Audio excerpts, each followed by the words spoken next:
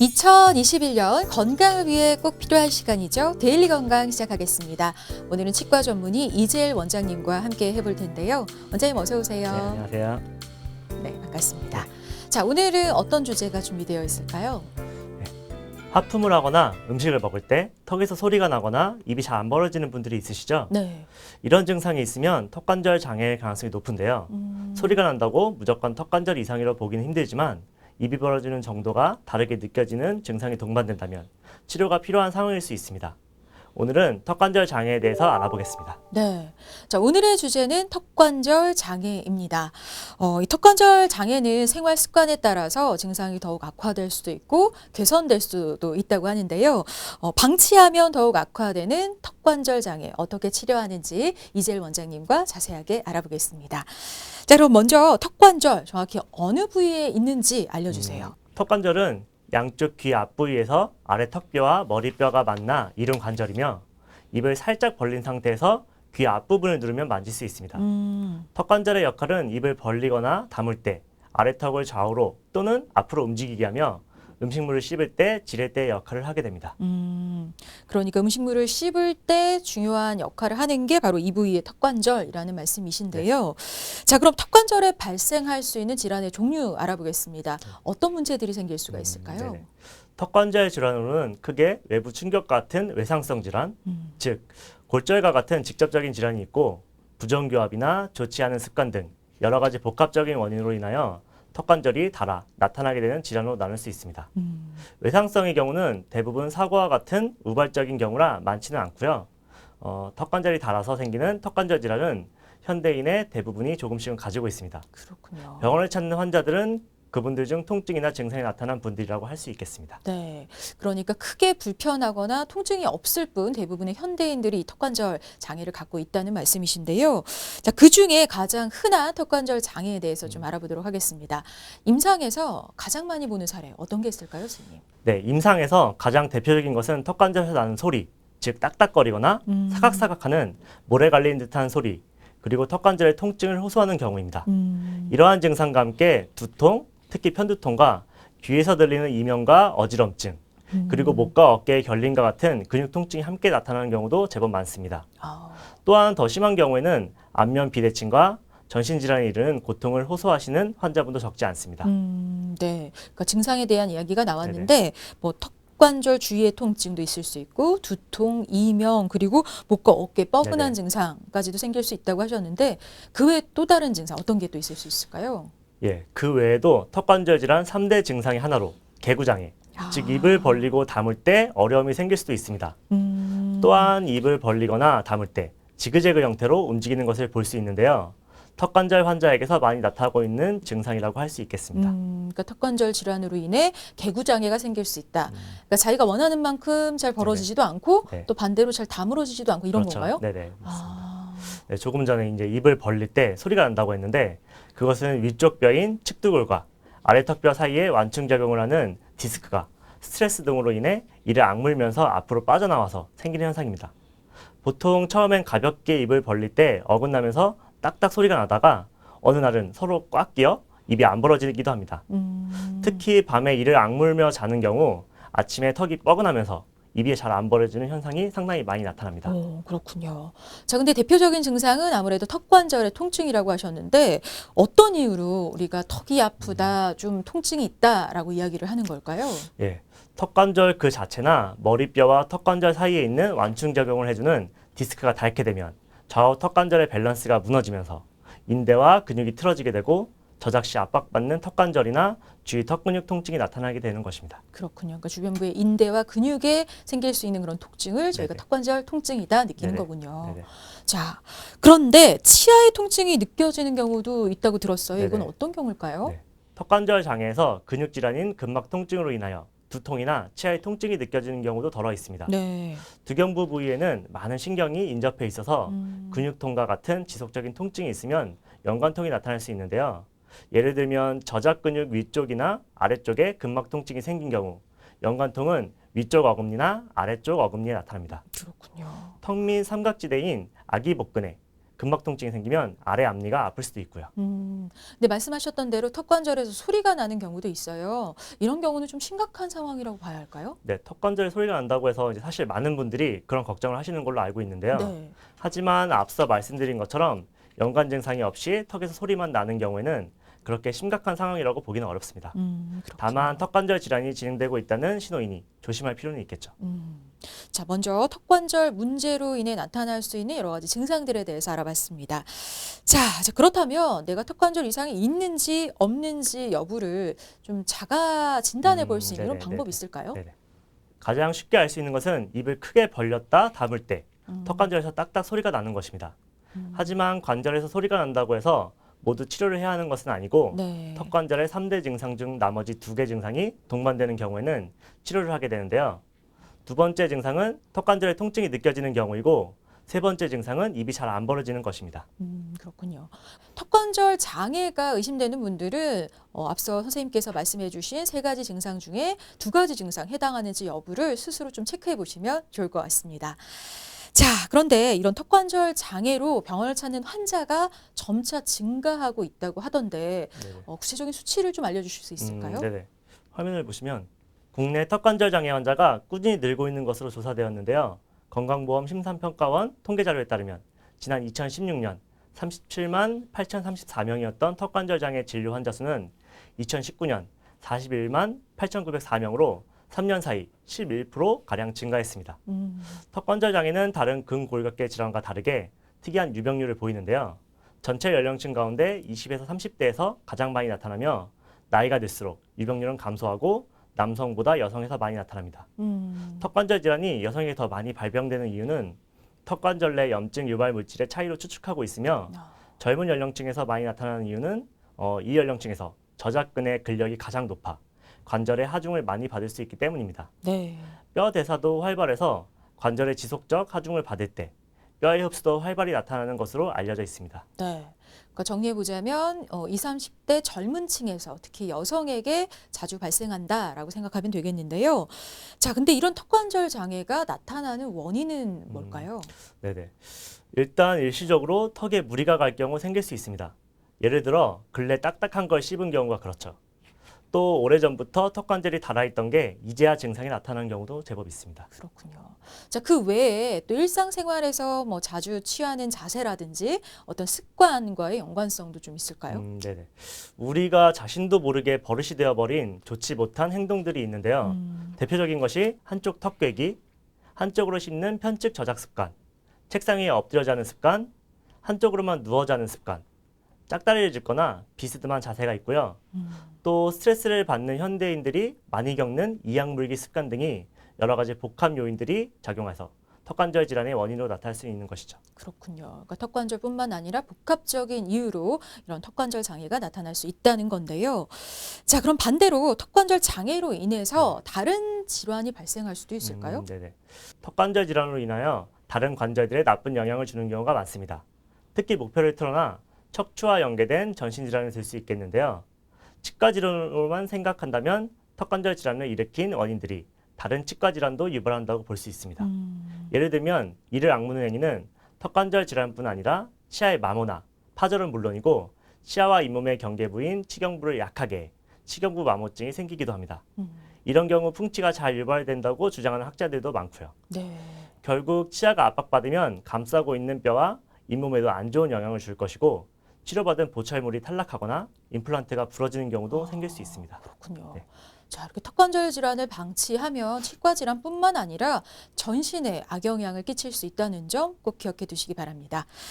자, 그럼 다시 턱관절 질환의 원인에 대한 이야기 이어가 보겠습니다. 뭐 알아본 것처럼 턱에 무리가 간 경우, 그리고 평상시에 잘못된 뭐 자세, 습관 등 이런 거 외에 네네. 타고난, 그러니까 선천적인 문제로 생길 수도 있을까요? 네. 그 외에도 선천적 기형이나 주걱턱, 외서학 등도 문제가 될 수 있으나 후천적인 경우가 대부분입니다. 영구치가 나오는 시점인 초등학생 때 나쁜 습관, 바르지 못한 자세, 예를 들어서 이를 세게 물거나 턱을 앞으로 내미는 행동, 턱꿰기, 비뚤어진 자세 등으로 인해 새로 나오는 영구치가 삐뚤게 맞물리면 소아기 때부터 턱관절 질환이 시작될 수 있겠습니다. 그렇군요. 후천적인 경우가 대부분이라고 하니까요. 평상시에 좀 관심을 갖고 주의를 하시는 게 좋을 것 같습니다. 자, 근데 간혹 턱관절 질환이 자연스럽게 나아졌다는 사람이 있어요. 뭐 통증도 있고 소리도 났었는데 네네. 시간이 지나니까 난 괜찮더라라고 네네. 하는데 실제로 그렇게 자연스럽게 나아지기도 하나요? 아, 예. 턱관절 잡음, 즉 소리가 난다는 것은 턱관절 바로 위에 있어야 할 디스크가 빠져서 입을 열고 닫을 때 제자리를 못 찾아서 나는 소리인데, 턱관절 질환이 더 심해지거나 나이가 들어서 디스크를 잡아주는 인대가 더 손상을 받아서 복원력이 없어진 퇴행성 변화가 나타난다면 이때는 오히려 턱관절 소리, 턱관절 잡음이 사라지게 됩니다. 그래서 흔히 턱관절에서 나던 소리가 사라지면 증상이 좋아졌다고 환자분들께서 오해를 하게 되시는 것이죠. 아, 다시 원위치를 잡아주지 못하는 현상이며 턱관절 질환이 좋아진 것은 아니라고 할 수 있겠습니다. 네. 그러니까 나이가 들수록 이 디스크를 잡아주는 인대가 손상을 받는다라고 하셨는데 어떻게 보면 이게 자연스러운 퇴행성 네네. 변화이기도 하잖아요. 그때 인대가 늘어나서 디스크가 밀려 나온다. 그러면 어떻게 되는 걸까요? 원래 인대는 탄성이 작은 질긴 끈 같은 조직입니다. 인대가 늘어나거나 일부분이 끊어지면 턱관절 디스크가 정상적으로 작동하기 어려운 상황이 됩니다. 그때부터는 턱에 국한된 1차 증상뿐 아니라 턱 주위의 2차 증상, 즉 간접적인 증상이 더 심해집니다. 이때부터는 전문적인 치료가 필요한 시기이기도 합니다. 그리고 턱관절도 역시 뭐 관절인 만큼 관절염 생길 수 있다고 했는데 퇴행성 턱관절염에 네. 대해서도 좀 알려주시죠. 예. 나이가 들면 모든 턱관절이 퇴화를 하는데 턱관절도 마찬가지입니다. 턱관절 주변을 보호하고 있는 연골 조직이 조금씩 닳기 시작하면서 주변의 뼈와 인대 등이 손상을 받아 통증과 염증이 생기는 것입니다. 특히 턱관절은 연골 조직이 닳는 것은 초기에는 잘 느끼지 못하다가 많이 지속된 후에 어느 순간부터 증상을 느끼게 되곤 합니다. 네. 자, 그렇다면 이 턱관절 질환과 퇴행성 턱관절염의 연관성도 좀 알아보겠습니다. 통증이 있고 소리가 나는 이런 턱관절의 질환이 있는데 이게 퇴행성 턱관절염으로 이어질 수 있는 건가요? 네. 턱관절 질환 자체가 연골, 즉 디스크가 제 위치에서 빠져나오면서 시작하기 때문에 퇴행성 관절염으로 볼 수도 있겠습니다. 간혹 고등학생을 엑스레이만 보고 퇴행성 관절염이라고 진단을 내린 경우도 보았는데, 이는 엑스레이에 보이는 마모 양상이 그렇다고 하는 것이지 퇴행성 관절염이라고 진단 내리기는 상당히 모호한 측면이 있죠. 그렇군요. 자, 그리고 턱관절 문제로 인해서 부정교합이 생길 수도 있다고 하는데 이건 어떨까요? 턱관절 때문에 부정교합이 생긴다기보다는 부정교합으로 인해 턱관절 질환이 유발될 가능성이 훨씬 더 높습니다. 아, 부정교합이 턱관절의 좌우 균형을 틀어지게 하고 그로 인해 턱관절 질환이 생기게 되는 것이죠. 다만 원인은 복합적이어서 부정교합이라고 다 턱관절 환자이거나 교합이 다 맞지 않는 것은 아닙니다. 네. 자, 그럼 계속해서 치료가 필요한 기준을 좀 짚어보겠습니다. 앞서 얘기해 주신 것처럼 턱관절을, 그러니까 이상을 갖고 있는 사람들이 뭐 대부분이라고 네. 하셨어요. 근데 치료가 꼭 필요한 경우는 어떤 경우일까요? 예, 우선 가장 흔한 경우로 턱에 통증이 생기는 경우를 들 수 있겠는데요. 그리고 앞서 말씀드린 바와 같이 두통, 특히 편두통이나 이명, 목과 어깨의 통증 같은 2차 증상이 자주 나타나는 경우라면 치과 의사의 도움을 받는 것이 필요합니다. 또한 자연스럽게 치아를 악물었을 때 좌우 어금니가 맞물리지 않는다면 한 번쯤 턱관절 검사를 받아보는 것도 추천드리고 싶습니다. 네. 자, 이렇게 턱관절 질환을 꼭 치료해야 하는 경우가 있는데 혹시 치료하지 않고 방치한다면 어떤 문제가 생길 수 있을까요? 턱관절 장애를 방치하면 퇴행성 골관절염으로 진행될 수 있습니다. 이 경우 뼈의 구조 변화를 초래하게 되어 부종교합이나 안면 비대칭이 나타날 수 있겠고요. 관절통이나 근막 통증이 치료되지 않고 지속되면 나중에 진통제로도 해결되지 않는 만성 통증으로 진행될 수 있겠습니다. 네. 자, 그럼 턱관절 장애 치료법 알아보기에 앞서서 턱관절 장애를 어떻게 진단하는지 방법을 좀 살펴보겠습니다. 엑스레이만 찍으면 될까요, 선생님? 네, 그렇습니다. 일단 기본적인 검사는 파노라마 방사선 검사와 의사의 촉진 검사가 있습니다. 만약 이 과정에서 이상이 발견된다면 턱관절 MRI를 찍게 됩니다. 그렇군요. 근데 턱관절 장애가 있고 없고의 그런 차이가 엑스레이 상으로 잘 나타나나요? 네. 치아를 따라 쭉 위로 올라가다 보면 손가락 모양으로 생긴 뼈를 발견할 수 있습니다. 턱관절 장애가 심할 경우 이 뼈가 닳게 됩니다. 그래서 점점 짧아지게 되는 것이죠. 네. 악화될 경우 턱이 돌아가거나 음식물이 잘 안 씹히는 부작용이 생길 수 있습니다. 자, 그럼 바로 이 턱관절 질환의 치료법 알아보겠습니다. 치과에서는 어떻게 치료를 할까요, 선생님? 네, 우선적으로는 경미한 경우에는 물리치료나 약물치료를 권합니다. 대부분의 환자들은 지금의 턱관절 상태를 알고 싶어 합니다. 내원하는 턱관절 환자 대부분이 가벼운 증상이기 때문에 주의점만 설명드려도 충분할 때가 많습니다. 근데 턱관절도 물리치료를 하나 봐요. 네네. 어떻게 진행되는 건가요? 턱관절 치료에도 전용 물리치료기가 따로 있습니다. 아, 첫 번째로는 레이저 치료기인데요. 세포 조직기관에 에너지를 공급해서 몸 전체를 자극하고 화학적, 전자기적 불균형을 바로잡아줍니다. 또 하나는 초음파 치료기인데요. 초음파를 이용하여 통증을 완화하는 데 사용됩니다. 마지막으로 전기 치료인 텐스. 텐스는 저주파를 이용한 근신경 자극, 안면 근육과 저작 근육을 양쪽 측면에서 매우 정교하고 규칙적으로 자극해서 통증을 완화시켜줍니다. 그렇군요. 근데 하지만 증상이 아주 심할 때는 이런 뭐 물리치료나 약물치료만으로는 좀 부족하겠죠? 네, 증상이 심할 때는 그것만으로는 부족하게 되고 화면에 보시는 것처럼 증상이 심할 때는 장치 치료를 통해서 턱관절을 안정시켜줘야 하는데 이 장치를 교합 안정 장치라고 합니다. 저희가 이제 보통 부를 때는 스플린트라고 부르죠. 아, 스플린트. 근데 이런 스플린트를 뭐 단기간 착용한다고 바로 치료 효과가 있을 것 같진 않은데 네네네. 얼마나 착용해야 치료 효과 좀 기대할 수 있을까요? 예, 스플린트 치료도 여러 가지 단계가 있습니다. 보통은 가능한 오랜 시간의 스플린트 착용으로 턱 근육을 안정시키고 나쁜 습관의 개선과 꾸준한 운동법을 병행하도록 하는 방법이 있습니다. 이런 경우 보통 2달 정도 지나면 효과가 많이 나타나며 스플린트 치료 기간은 보통 6개월 정도로 봅니다. 그렇지만 턱관절 질환이 심해서 안면 비대칭 등 큰 변화가 진행된 경우에는 24시간 스플린트를 착용하면서 턱 근육을 안정한 상태로 자리 잡게 해줍니다. 이렇게 되면 스플린트를 착용한 아래 턱뼈도 보다 좋은 위치로 변화하게 되고요. 스플린트를 빼게 되면 위아래 교합차가 생길 수 있어서 이때에는 교정이나 보철을 통하여 교합을 맞춰줌으로써 치료를 마무리하는 것이 가장 이상적이라고 하겠습니다. 네. 이런 경우에는 몇 년에 걸친 장기간의 치료 기간이 필요합니다. 하지만 대부분의 경우는 앞서 말씀드렸듯이 한 6개월 정도면 충분하다고 말씀드리고 싶습니다. 그렇군요.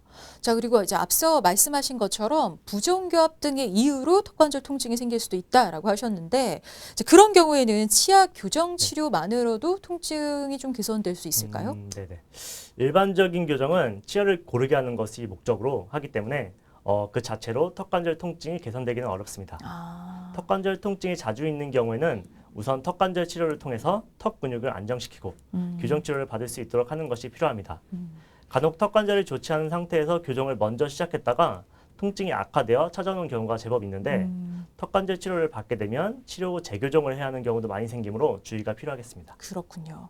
아, 그리고 이 턱관절 치료를 위해서 뭐 양악 수술 같이 보다 더 큰 이런 어떤 치료가 네. 필요한 경우도 있을까요? 네.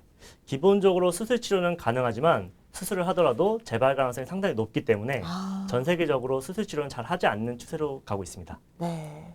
자, 이렇게 여러 가지 치료법에 대해서 알아봤는데요. 치료 후에 예후는 어떤지도 궁금합니다. 턱관절 치료 완치라는 네. 개념이 있습니까, 선생님? 사실 턱관절 치료는 100% 완치는 없고요. 아, 턱관절을 최대한 질환 이전의 상태로 만들어줌으로써 실생활에서 불편감이 없도록 치료하는 것입니다. 저와 같은 경우는 환자분의 통증이 없어지고 입이 잘 벌어지는 상태로 만들어드리는 것을 최종 목표로 하고 있고요. 그렇군요. 네, 이번에는 질병에 대한 오해와 궁금증 풀어보는 시간이죠. 팩트체크, 오해와 진실. 오늘은 턱관절 장애에 대한 궁금증을 좀 모아봤는데요. 첫 번째 질문 화면으로 보겠습니다. 턱관절 장애는 겨울철에 더 많이 생긴다. 그렇죠, 아무래도 막 계절이 춥고 네. 그래서 더 어려워질까 싶기도 한데 올까요, X일까요, 선생님? 네, 정답은 O입니다. 요즘같이 날씨가 추워지면 통증을 견디는 수준이 낮아지고 근육의 긴장이나 염증이 발생할 가능성이 커지는데요. 그래서 턱관절 장애가 발병하거나 악화될 수 있습니다. 그렇군요. 자, 그럼 두 번째 질문도 보겠습니다. 수면 시간이 부족하면 턱관절 장애 발생 위험이 커진다. 그러니까 자는 시간과 턱관절 장애 연관이 있을까요, 선생님? 네, 일단 정답을 먼저 보시면요. 정답은 오. 5인데요. 네. 국내 한 대학 연구팀이 연구한 결과인데 하루 6에서 8시간 잠을 자는 사람들 기준으로 봤을 때 5시간 이하로 자거나 9시간 이상 자는 사람들은 턱관절 질환이 나타날 위험이 컸습니다. 특히 5시간 미만으로 적게 잠을 자는 경우 턱관절 장애가 발생할 위험이 30% 이상 높은 것으로 나타났고요. 연구팀은 너무 짧거나 긴 수면 시간은 염증과 각종 질환에 영향을 주기 때문에 아. 적당한 수면 시간을 유지해야 한다고 설명했습니다. 네. 자, 이렇게 턱관절 장애에 대한 궁금증 OX로 풀어봤습니다. 계속해서 시청자 질문 코너 이어가 볼게요. 첫 번째 질문 화면으로 확인해 보시죠. 턱관절이 안 좋아서 하루 두세 번씩 꼭 온찜질을 하는데요. 턱관절 장애에 이런 온찜질 효과가 있을까요? 아무래도 아프면 네. 따뜻하게 해주면 도움이 되지 않을까 생각하셔서 하시는 것 그렇죠. 같은데 네. 실제로 도움이 되나요, 선생님? 따뜻한 찜질도 턱관절 장애가 있을 때 사용하는 물리치료의 한 가지 방법이며 집에서도 할 수 있는 간편하면서도 효과적인 방법입니다. 지속적이고 반복적인 온스포로 혈액순환을 좋게 하고 근육을 이완시켜 주는 것은 통증을 완화시키는 데도 도움이 됩니다. 다만 급성의 염증이나 감염이 있을 때는 오히려 증상을 악화시키므로 관절이나 관절 주위가 붓거나 열이 나는 증상이 있다면 온스포는 피하는 것이 좋습니다. 만약 넘어져서 다쳤거나 하는 외상에 의한 통증에는 반대로 냉찜질이 좋다는 점도 꼭 기억해 주시고요. 네. 자, Q&A 닥터에게 물어봐 다음 질문 이어가 보겠습니다. 사랑니를 빼려고 하는데 턱관절이 안 좋다는 진단을 받았습니다. 사랑니는 턱관절 치료 받은 후에 빼는 게 좋을까요? 라고 물어봤네요. 어떤 치료 먼저 하는 게 네. 좋을까요? 사실 사랑니를 빼게 되면 턱관절 질환이 좋아지는 경우가 있어서 가능하면 빼시면 좋고요. 그렇지만 턱관절이 안 좋은 분들은 입 벌릴 때 통증이 있고 입이 잘 안 벌어지는 경우가 많기 때문에 네. 깊은 곳에 있는 사랑니를 뽑기 불가능한 경우가 있어서 이런 경우에는 턱관절 치료를 먼저 진행하고 그 후에 사랑니를 빼시는 것이 좋겠습니다. 네, 상황에 따라 치료 순서를 조금 조정하면 네, 되겠네요. 자, 이렇게 시청자 질문에 대한 답변까지 확인해 봤습니다. 근데 일상 속에서 이제 턱관절 장애를 좀 예방할 수 있는 네. 방법도 알아두면 좋을 것 네네네. 같아요. 턱관절 장애를 예방하기 위해서는 식사를 하거나 말을 하는 등의 정상적인 턱의 사용 이외에 불필요하게 턱을 비틀거나 힘을 가하는 어떠한 것도 피하는 것이 좋습니다. 바른 자세에서 얼굴에 힘을 빼보면 입술이 다물어진 상태에서 입안에서 위아래 이가 서로 미세하게 떨어져 있는 상태로 있다는 것을 알 수 있는데요. 정상적인 근육과 관절 상태에서의 턱은 이가 맞물리지 않은 상태로 이완되어 있는 것이 정상입니다. 습관이나 스트레스, 긴장 등의 다양한 이유로 무의식 중에 위아래 이가 맞물려 있다면 반복해서 얼굴에 힘을 빼주면서 턱관절과 근육이 편안하게 있을 수 있도록 해야 하고요. 네. 또한 턱을 옆으로 틀면서 쉽게 하는 질기고 딱딱한 음식은 자제하는 것이 좋겠습니다. 이외에도 턱을 자주 개거나 엎드려 자는 것, 한쪽으로만 씹거나 누워 자는 것은 턱관절에 무리를 줄 수 있으므로 이를 피해야 됩니다. 네. 자, 이제 어느새 마무리할 시간이 다 됐는데요. 턱관절 관련 질병을 갖고 계신 시청자분들께 마지막 조언 한 말씀 전해주시죠. 예, 마지막으로 제가 드리고 싶은 말씀은 턱관절은 정말 현대인들의 고질병이고 한 번 생기면 상당히 삶의 질이 떨어질 정도로 네. 고생하시기 때문에 초기에 증상이 나타나면 바로 치과에 가셔서 치료를 받는 것이 좋겠고 앞서 말씀드린 턱에 좋지 않은 습관들은 꼭 자제하시는 것이 좋겠네요. 네. 정말 이 턱관절 장애를 예방하는 가장 좋은 방법은 제대로 된 올바른 생활 습관이 아닐까 싶습니다. 오늘 데일리 건강 여기까지고요. 도움 말씀 주신 이재일 원장님 고맙습니다. 감사합니다.